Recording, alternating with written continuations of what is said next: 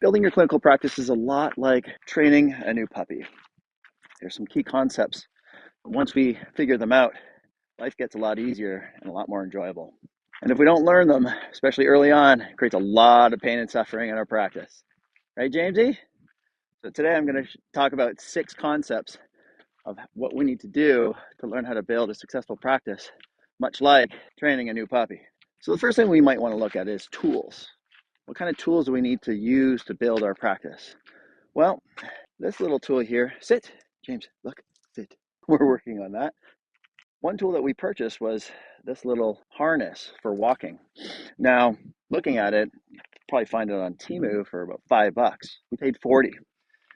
Now, the cost of it for the actual product, it seems a little high, but the problem that it solves is worth its weight in gold. So with Jamesy here, he likes to pull, and trying to walk him with a collar was damn near impossible. It wasn't very enjoyable, but this specific harness allows us to control him a little bit better and turn him in the direction we want. So it's not the actual cost of the product or the tool, but the problem that it solves is where the value is in. So when you're building your clinical practice, we want to look at what tools solve specific problems so we can better serve the people that want us to help them.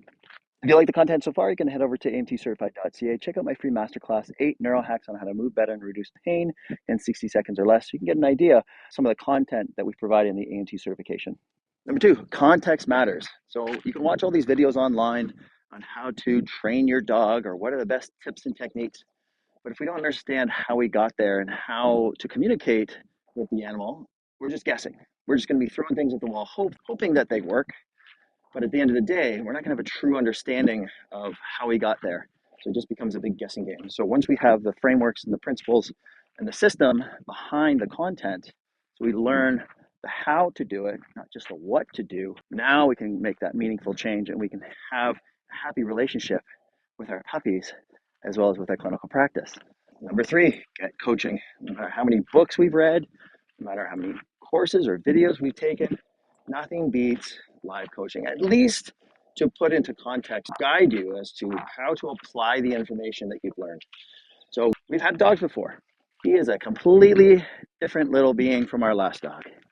And we need to understand him a little bit better. So past experience helps, but in the context of little Jamesy here, we need a coach.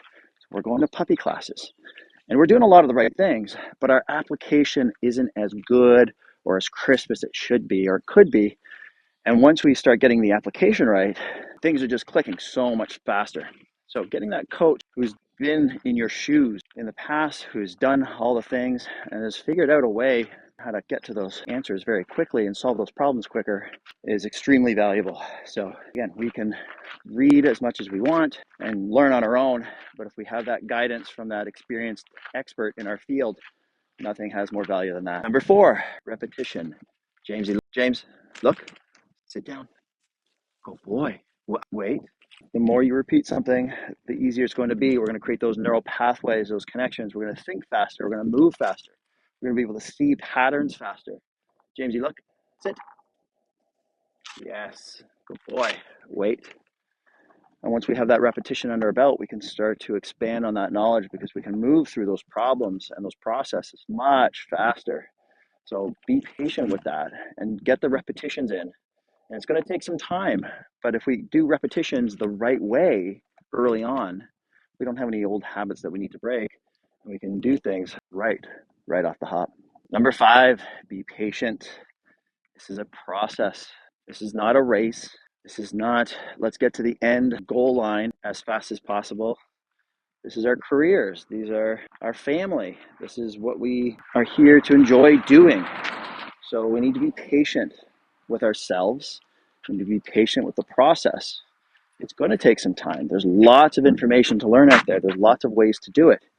Again, if you have first principles to work from to better understand what we do, why we do it, and how we do it better, that's super helpful to explain and build more knowledge on so that we can have a better understanding of what we're doing as clinicians and coaches.